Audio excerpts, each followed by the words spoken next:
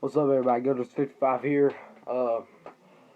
Not much to talk about in the off season when really no major sports are going on collegiate wise and really professional wise.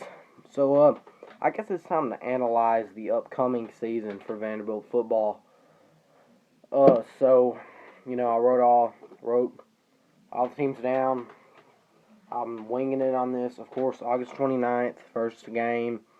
Ole Miss comes into town, national television, just like last year when we played South Carolina to open it up. Uh, Everybody's talking about Ole Miss's top 5 recruiting class, how they got a lot of great guys, and it kind of not intimidates you, but makes you think, what if they slaughter us? Well, first off, they're incomers. I'm sure they're going to have some lethal weapons that they acquire from them to come in and not, red shirt and, just whatever, and come in and start playing right out the gates and start making impact right when they get there. But, I'm not that worried about it, to be honest. I really feel like James Franklin's 2-0 against Ole Miss. I really feel like we've been training them better than Ole Miss is doing. And what's his name? Wallace, something like that. Quarterback for Ole Miss. We contained them steadily when it mattered. When we needed the points on offense, our defense stepped up and helped out. And this game could be a tight one till the end, but I really do believe we'll start off 1-0.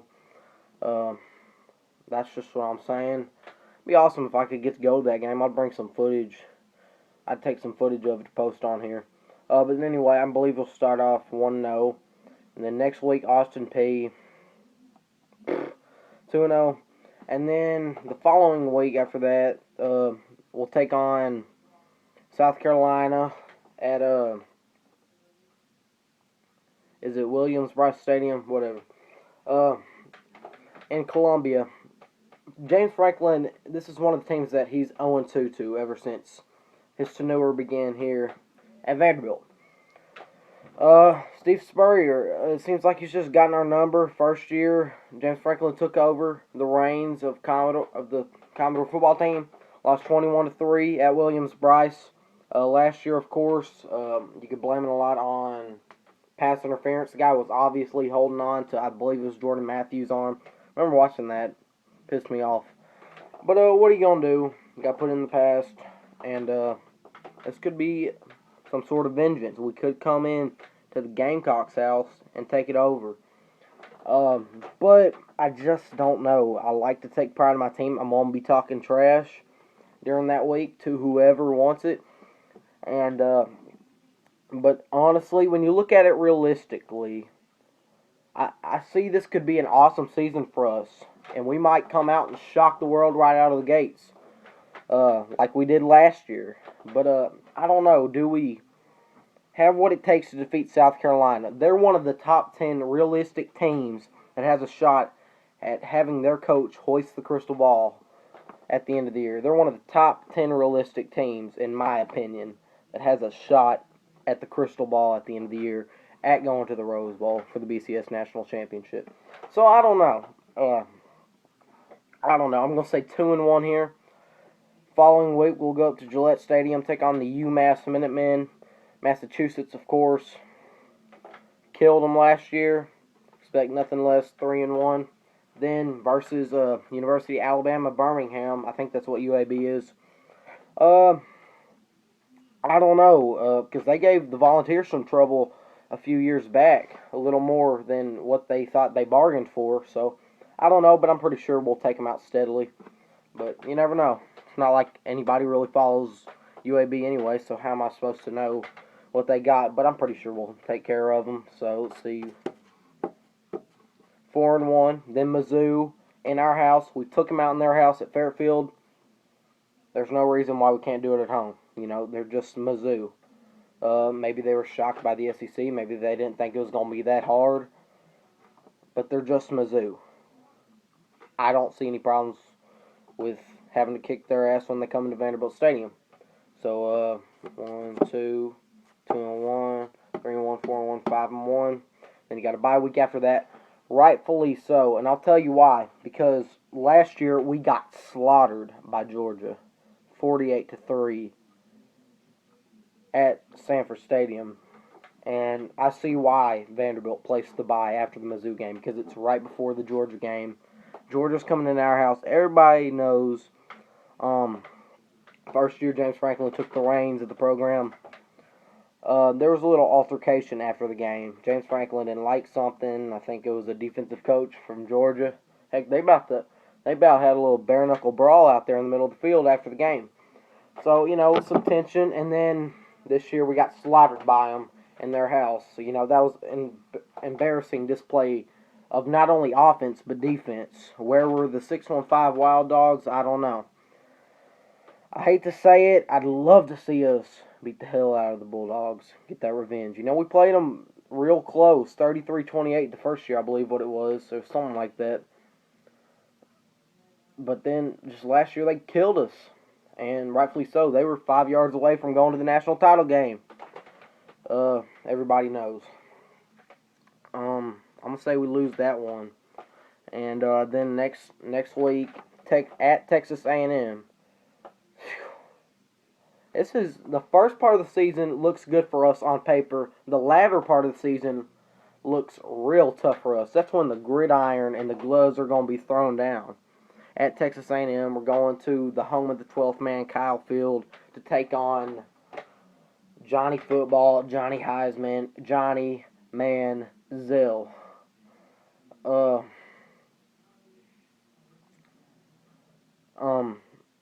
don't know. It would be amazing predicting that Johnny Manziel is going to do what he did this year, and who knows, Texas A&M probably will be undefeated by that time if they perform how they did last year, and they can knock off, like Florida and LSU or whoever they play, and Alabama, because they got to play Alabama in their third week.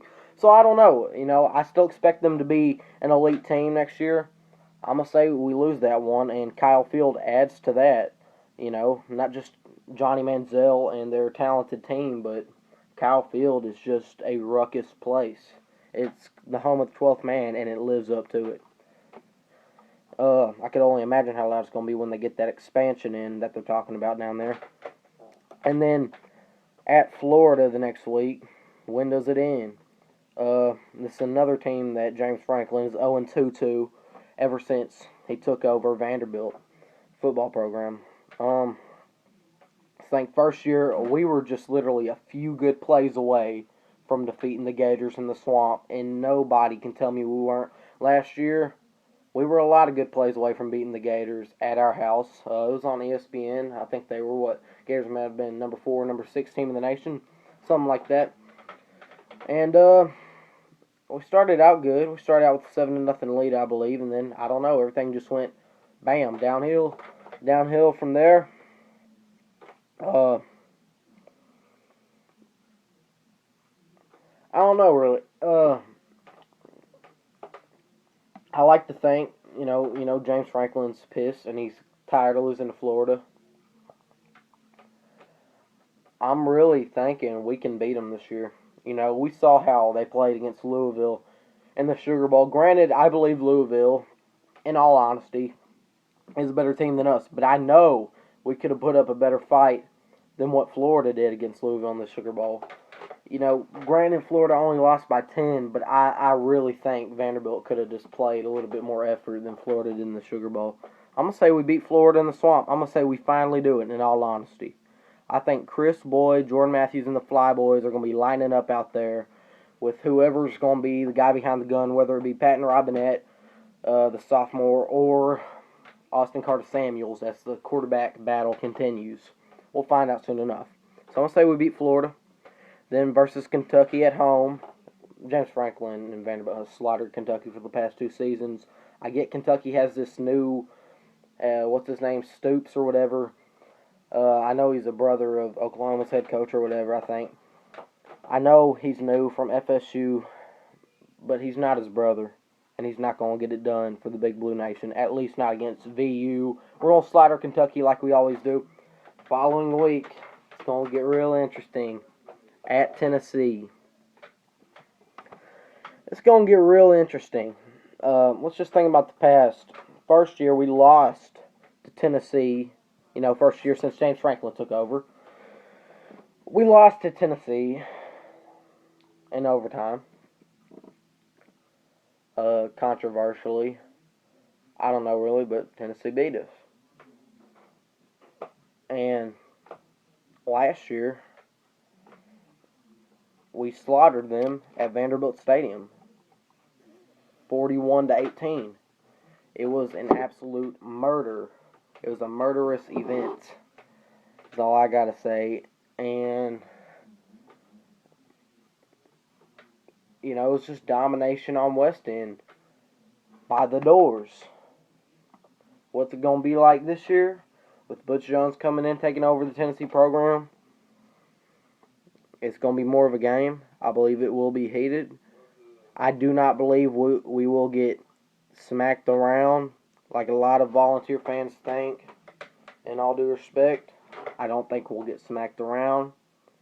I don't think we'll smack the balls around. I think it's going to be a close game that Vanderbilt pulls out. I really believe that. And the following week, Wake Forest, another easy win. So let's see what I'm predicting here. 1-0, 2-0, 2-1, 3-1, 4-1, 5-1, 5-2, 5-3, 6-3, 7-3, 8-3, 9-3. I predicted 7-5 and 6-6 in my last vid, but after I kind of review this and think about it, this could be another great season. And then granted, the ball game, depending on who we play, 10-3, I don't know. This could be the year, honestly, Vanderbilt goes to the SEC championship. I'm just saying. But I don't know. Then again, I take back on that because, I don't know. Anyway, 9-3 sounds good to me.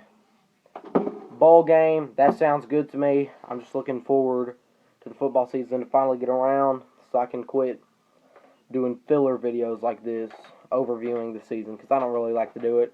I just thought I'd put my 2 cents in. Go to 55 out. Looking forward to another season of Vanderbilt football anchoring down on the competition. I'm out.